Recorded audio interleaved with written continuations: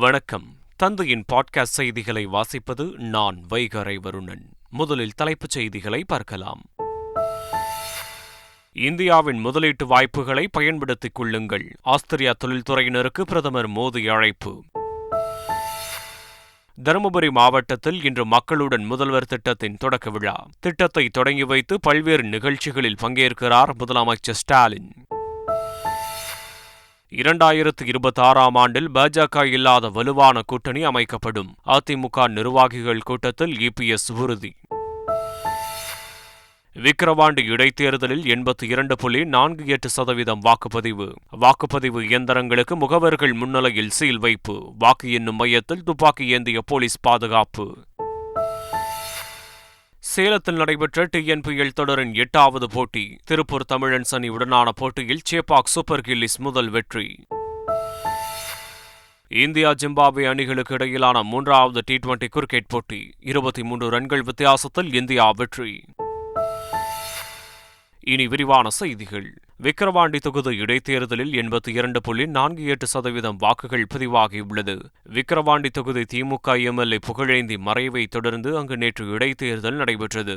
திமுக வேட்பாளர் அன்னியூர் சிவா, பாமக வேட்பாளர் சி அன்புமணி உட்பட மொத்தம் 29 வேட்பாளர்கள் களத்தில் உள்ளனர். காலை 7 மணிக்கு தொடங்கி மாலை 6 மணிக்கு வாக்குப்பதிவு நிறைவடைந்தது. இதில் 82.48% வாக்குகள் பதிவானது.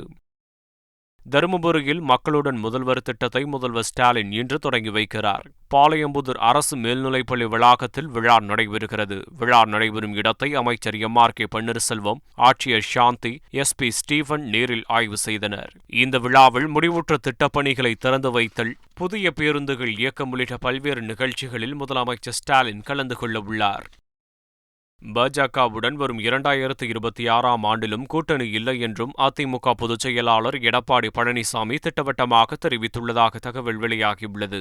நாடாளுமன்ற தேர்தல் முடிவுகள் குறித்து சென்னை ராயப்பேட்டையில் உள்ள அதிமுக தலைமை அலுவலகத்தில் எடப்பாடி பழனிசாமி தலைமையில் ஆலோசனைக் கூட்டம் நடைபெற்றது. கூட்டத்தில் பேசிய எடப்பாடி பழனிசாமி வரும் 2026 சட்டமன்ற தேர்தலில் வலுவான கூட்டணி அமைக்கப்படும் எனவும் அந்த தேர்தலிலும் பாஜகவுடன் கூட்டணி இல்லை என்றும் அவர் திட்டவட்டமாக தெரிவித்ததாக கூறப்படுகிறது. மேலும் பிரிந்து சென்ற தலைவர்களை இணைப்பது குறித்து கூட்டத்தில் பேசப்படவில்லை என்றும் கூறப்படுகிறது. சென்னை காவல் ஆணையராக பொறுப்பேற்றுள்ள அருண் 12 காவல் மாவட்ட துணை ஆணையர்களுடன் ஆலோசனை நடத்தினார்.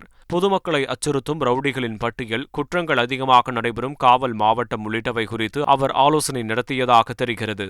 ஆம்ஸ்ட்ராங் கொலை வழக்கில் இதுவரை எடுக்கப்பட்டுள்ள நடவடிக்கைகள், அடுத்ததாக மேற்கொள்ளவுள்ள நடவடிக்கை குறித்தும் அவர் அறிவுரை வழங்கியிருப்பதாகவும் தகவல் வெளியாகியுள்ளது. தமிழ் மொழியின் பாரம்பரியத்தை தமிழ்நாடு மட்டுமின்றி மற்ற மாநிலங்களும் அறிந்து கொள்ள வேண்டும் என ஆளுநர் ஆர்.என். ரவி தெரிவித்துள்ளார். திருவண்ணாமலை மாவட்டம் ஆரணி அருகே உள்ள திருமலை கிராமத்தில் சமஸ்கிருதம் பயின்ற மாணவர்களுக்கு சான்றிதழ் மற்றும் கல்வி உதவித்தொகை வழங்கும் நிகழ்ச்சி நடைபெற்றது. இதில் தமிழக ஆளுநர் ஆர்.என். ரவி கலந்து கொண்டு சான்றிதழ் வழங்கினார். பின்னர் நிகழ்ச்சியில் பேசிய அவர், தமிழ் மொழியின் பெருமை மற்றும் பாரம்பரியத்தை தமிழ்நாடு மட்டுமின்றி நாட்டின் பிற மாநிலங்களும் அறிந்து கொள்ள வேண்டும் என்றார். அதிமுகவிலிருந்து ஏற்கனவே நீக்கப்பட்டவர்களை அக்கட்சித் தலைமை மீண்டும் முன்னுணைத்து அதிமுகவை பலம் வாய்ந்த அமைப்பாக மாற்ற வேண்டும் என்று புரட்சி பாரதம் கட்சித் தலைவர் பூவை ஜெகன்மூர்த்தி வலியுறுத்தியுள்ளார். கடந்த சட்டப்பேரவைத் தேர்தலில் அதிமுக கூட்டணி சார்பில் கேவிக்குப்பம் தொகுதியில் இரட்டை இலை சின்னத்தில் போட்டியிட்டு பூவை ஜெகன்மூர்த்தி வெற்றி பெற்று எம்எல்ஏ ஆனார் என்பது குறிப்பிடத்தக்கது. ஈரோட்டில் மாற்றுத்திறனாளி பெண் தனக்கு வாகனம் கேட்டு மனு கொடுத்துவிட்டு வீட்டிற்கு வந்த சில மணி நேரத்தில் நடிகர் பாலா வாகனத்தை கொண்டு வந்து கொடுத்தார். கிருஷ்ணம்பாளையத்தைச் சேர்ந்த பிரேமா ஜவுளி கடையில் வேலை செய்து வருகிறார். 60% மாற்றுத்திறனாளியான இவர் தனக்கு வாகனம் கேட்டு சமூக நலத்துறையில் 8 வருடங்களாக விண்ணப்பம் அளித்தும் நிராகரிக்கப்பட்டது. இந்நிலையில் பிரேமா ஈரோடு வந்த நடிகர் பாலாவிடம் கோரிக்கை மனு அளித்தார். அவர் மனு கொடுத்து வீடு திரும்பிய சில மணி நேரத்தில் மாற்றுத்திறனாளிகளுக்கான வாகனத்துடன் நடிகர் பாலா அந்த வீட்டிற்கு வந்து வியப்பில் ஆழ்த்தினார். தமிழகத்தில் தோட்டக்கலைத்துறை கட்டுப்பாட்டில் உள்ள முக்கிய பூங்காக்களின் நுழைவு கட்டணம் உயர்த்தப்பட்டுள்ளதாக அறிவிக்கப்பட்டுள்ளது. இதனைத் தொடர்ந்து கொடைக்கானலில் தோட்டக்கலைத்துறை கட்டுப்பாட்டில் உள்ள பூங்காக்களான பிரையன் பூங்கா, ரோஸ் கார்டன், செட்டியார் பூங்காக்களின் நுழைவு கட்டணங்கள் உயர்த்தப்பட்டுள்ளன. இதில் குறிப்பாக பிரையன் பூங்கா மற்றும் ரோஜா பூங்காவில் பெரியவர்களுக்கு 50 ரூபாயாகவும், சிறுவர்களுக்கு 20 ரூபாயாகவும், கல்லூரி மாணவ மாணவியருக்கு 25 ரூபாயாகவும் கட்டணம் நிர்ணயம் செய்து தோட்டக்கலைத்துறை தெரிவித்துள்ளனர். இந்த திடீர் கட்டண உயர்வால் சுற்றுலா பயணிகள் அதிர்ச்சி அடைந்தனர். கள்ளக்குறிச்சி தனியார் பள்ளி மாணவி ஸ்ரீமதி சந்தேக மரணம் தொடர்பான வழக்கு கள்ளக்குறிச்சி தலைமை குற்றவியல் நீதிமன்றத்தில் நடைபெற்று வருகிறது. இந்த வழக்கில் மாணவியின் தாய் செல்வி உடற்கூறு ஆய்வு அறிக்கை, முதல் தகவல் அறிக்கை, பள்ளி வளாகம் மற்றும் உடற்கூறு ஆய்வக சிசிடிவி காட்சிகள் உள்ளிட்ட முக்கிய ஆவணங்கள் கேட்டு மனு தாக்கல் செய்திருந்தார். ஆவணங்களை வழங்க அரசு தரப்பு வழக்கறிஞர் கால அவகாசம் கோரியதால் வழக்கு விசாரணையை ஆகஸ்ட் 7ஆம் தேதிக்கு ஒத்திவைத்து நீதிபதி உத்தரவிட்டார்.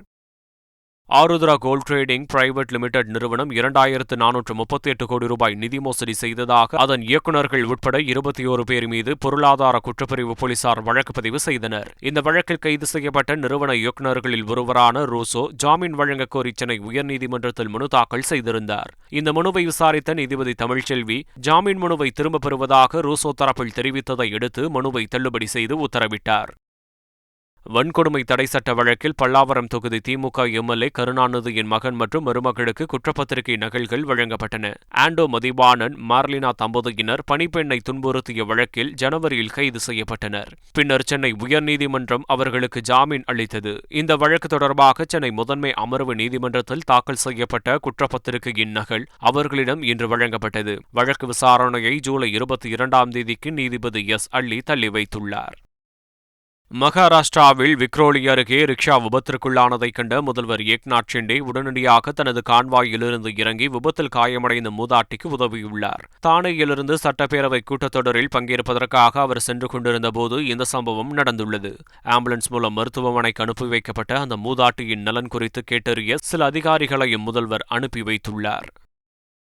வேலூர் மாவட்டம் காட்பாடி களிஞ்சூர் பகுதியைச் சேர்ந்த முருகேசன் என்ற ஏழை கூலி தொழிலாளியின் மகன் சரவணன் +2 தேர்வில் 586 மதிப்பெண்கள் பெற்று தமிழக அரசின் 7.5% இடஒதுக்கீடு மூலம் விரும்பிய பொறியியல் கல்லூரியில் சேருவதற்கான வாய்ப்பை பெற்றுள்ளார். ஆடுகளை வளர்த்து வாழ்வாதாரம் நடத்தி வரும் தனது பெற்றோருக்கு உதவியபடியே படிப்பில் கவனம் செலுத்தி அதிக மதிப்பெண் பெற்றதாக மாணவர் சரவணன் தெரிவித்தார். சேலம் மாவட்டம் ரூமாகவுண்டம்பட்டியைச் சேர்ந்த செல்வம் என்ற விசைத்தறி கூலி தொழிலாளியின் மகள் ராவணி பொறியியல் பட்டப்படிப்பிற்கு விண்ணப்பித்து தமிழக அரசின் 7.5% இடஒதுக்கீட்டில் மாநில அளவில் முதலிடம் பிடித்துள்ளார். விஞ்ஞானி ஆக வேண்டும் என்பதே தனது கனவு என்றும் இந்த வாய்ப்பை ஏற்படுத்திக் கொடுத்த தமிழக அரசுக்கு நன்றி தெரிவித்துக் கொள்வதாகவும் ராவணி கூறினார். சூர்யா, மனோஜ் வாங்லா இயக்கத்தில் நடிகை த்ரிஷா முதல் முறையாக நடித்துள்ள வெப் சீரிஸான பிருந்தா டீசர் வெளியாகியுள்ளது. த்ரில்லர் பாணியில் உருவாகியிருக்கும் இந்த இணையத்தொடரில் நடிகை த்ரிஷா விசாரணை அதிகாரியாக நடித்திருப்பதாக தகவல் வெளியாகியுள்ளது. இந்த வெப் சீரிஸ் வரும் ஆகஸ்ட் 2ஆம் தேதி சோனி லைவ் OTT தளத்தில் வெளியாகிறது. பிரபல டிவி தொகுப்பாளரும் நடிகையுமான மந்த்ராபேடி தனக்கு நடிக்க வாய்ப்பு தருவதில்லை என அதிருப்தி தெரிவித்திருக்கிறார். தனது 20 வயதில் தூர்தர்ஷனில் சாந்தி என்ற தொடரில் நடித்து பிரபலமான மந்த்ராபேடி தமிழில் மன்மதன் திரைப்படத்தில் மருத்துவராக நடித்தவர். இவரின் கணவர் கடந்த 3 ஆண்டுகளுக்கு முன் உயிரிழந்த நிலையில் அவர் மன அழுத்தத்தில் இருந்ததாக கூறப்பட்டது. இந்நிலையில் தனக்கு கிரிக்கெட் வர்ணனையாளர், தொகுப்பாளராக பணியாற்றவே வாய்ப்பு கிடைத்ததாகவும் தான் நடிக்கவே விரும்புவதாகவும் தெரிவித்துள்ளார். சிறார் திருமண தடுப்பு சட்டத்தை முழுமையாக அமல்படுத்த கோரிய பொதுநல மனு மீதான தீர்ப்பை உச்சநீதிமன்றம் தேதி குறிப்பிடாமல் ஒத்திவைத்தது. இந்த வழக்கு தலைமை நீதிபதி DY சந்திரசூட் தலைமையிலான அமர்வில் விசாரணைக்கு வந்தபோது சிறார் திருமணங்களை தடுப்பதற்கு மேற்கொள்ளப்பட்டுள்ள நடவடிக்கைகள் குறித்து மத்திய அரசு தரப்பில் பட்டியலிடப்பட்டது. இதையடுத்து மனு மீதான தீர்ப்பை தேதி குறிப்பிடாமல் நீதிபதிகள் ஒத்திவைத்தனர். நடிகர் கமல்ஹாசன் நடித்த குணா படத்தை மறுவெளியீடு செய்யப்பட தயாரிப்பு நிறுவனத்திற்கு இடைக்கால தடை விதித்து சென்னை உயர்நீதிமன்றம் உத்தரவிட்டுள்ளது. இந்த படத்தின் பதிப்புரிமையை வாங்கியுள்ளதாக கூறி கன்ஷியாம் ஹேம்தேவ் என்பவர் குணா படத்தை மறுவெளியீடு செய்ய பிரமிட் மற்றும் எவர்கிரீன் மீடியா நிறுவனத்திற்கும் நிரந்தர தடை விதிக்க கோரி சென்னை உயர்நீதிமன்றத்தில் வழக்கு தொடர்ந்துள்ளார். இந்த வழக்கை விசாரித்த நீதிபதி வேல்முருகன் குணா படத்தை மறுவெளியீடு செய்ய இடைக்கால தடை விதித்தார்.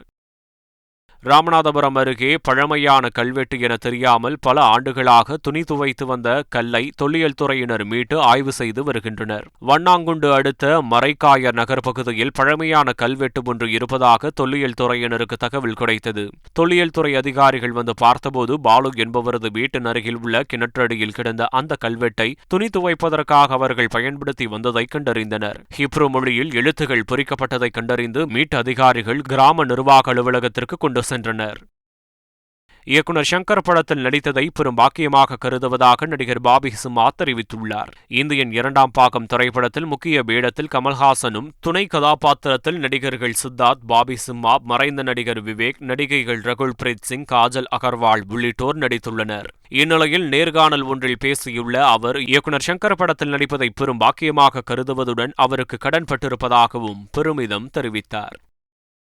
இந்தியாவில் உள்ள முதலீட்டு வாய்ப்புகளை பயன்படுத்திக் கொள்ளுமாறு ஆஸ்திரியா தொழில்துறையினருக்கு பிரதமர் மோடி அழைப்பு விடுத்துள்ளார். பிரதமர் நரேந்திர மோடியும் ஆஸ்திரிய அதிபர் கார்ல்ஸ் நெஹமரும் பல்வேறு துறைகளைச் சேர்ந்த முன்னணி ஆஸ்திரிய இந்திய நிறுவனங்களைச் சேர்ந்த தலைமை செயல் அதிகாரிகளிடையே கூட்டாக உரையாற்றினர்.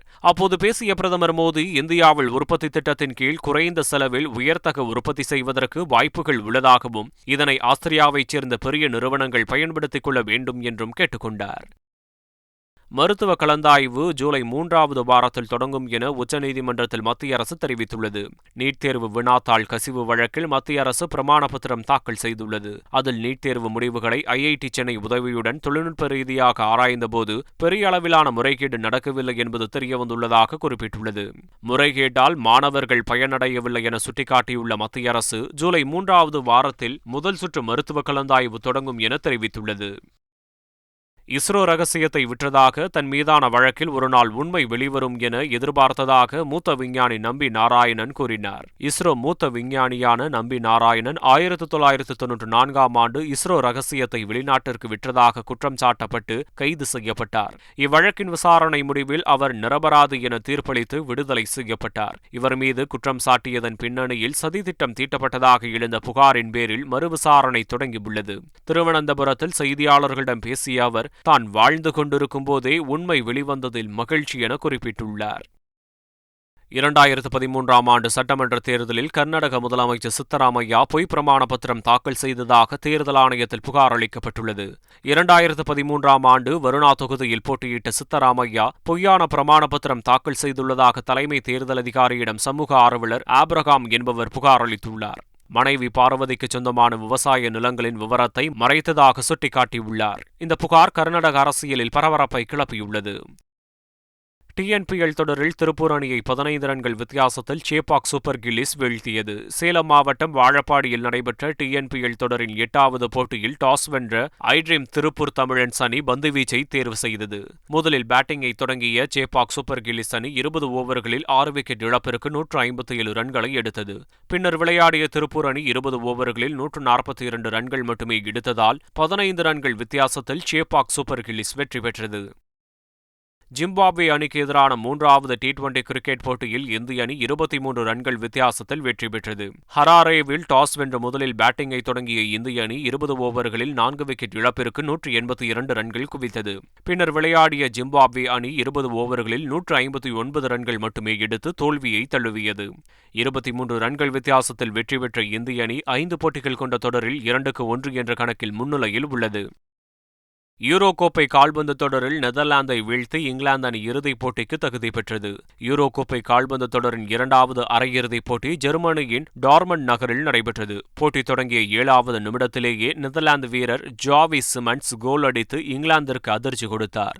எனினும் அடுத்த சில நிமிடங்களிலேயே இங்கிலாந்து அணிக்கு கிடைத்த பெனால்டி வாய்ப்பை நட்சத்திர வீரர் ஹாரி கேன் நன்கு பயன்படுத்தி கோலாக மாற்றினார். இதன் பிறகு இரு அணிகளும் கோல் அடிக்க மல்லுக்கட்டிய நிலையில் போட்டி இறுதிக்கட்டத்தை எட்டியது. இங்கிலாந்து அணி சார்பில் மாற்று வீரராக களத்திற்குள் வந்த வாட்கின்ஸ் போட்டியின் கடைசி நிமிடத்தில் கோல் அடித்து இங்கிலாந்து ஹீரோவானார். இதன் மூலம் 2-1 என்ற கோல் கணக்கில் வென்ற இங்கிலாந்து அணி ஞாயிற்றுக்கிழமை நடைபெறும் இறுதிப் போட்டியில் ஸ்பெயின் அணியை எதிர்கொள்கிறது. மீண்டும் தலைப்புச் செய்திகள். இந்தியாவின் முதலீட்டு வாய்ப்புகளை பயன்படுத்திக் கொள்ளுங்கள். ஆஸ்திரியா தொழில்துறையினருக்கு பிரதமர் மோடி அழைப்பு. தருமபுரி மாவட்டத்தில் இன்று மக்களுடன் முதல்வர் திட்டத்தின் தொடக்க விழா. திட்டத்தை தொடங்கி வைத்து பல்வேறு நிகழ்ச்சிகளில் பங்கேற்கிறார் முதலமைச்சர் ஸ்டாலின். 2026ஆம் ஆண்டில் பாஜக இல்லாத வலுவான கூட்டணி அமைக்கப்படும். அதிமுக நிர்வாகிகள் கூட்டத்தில் EPS உறுதி. விக்கிரவாண்டி இடைத்தேர்தலில் 82.48% வாக்குப்பதிவு. வாக்குப்பதிவு இயந்திரங்களுக்கு முகவர்கள் முன்னிலையில் சீல் வைப்பு. வாக்கு எண்ணும் மையத்தில் துப்பாக்கி ஏந்திய போலீஸ் பாதுகாப்பு. சேலத்தில் நடைபெற்ற டிஎன்பிஎல் தொடரின் 8வது போட்டி. திருப்பூர் தமிழன்ஸ் அணியுடனான போட்டியில் சேப்பாக் சூப்பர் கில்லிஸ் முதல் வெற்றி. இந்தியா ஜிம்பாப்வே அணிகளுக்கு இடையிலான 3வது T20 கிரிக்கெட் போட்டி. 23 ரன்கள் வித்தியாசத்தில் இந்தியா வெற்றி. இத்துடன் செய்திகள் நிறைவடைகின்றன. வணக்கம்.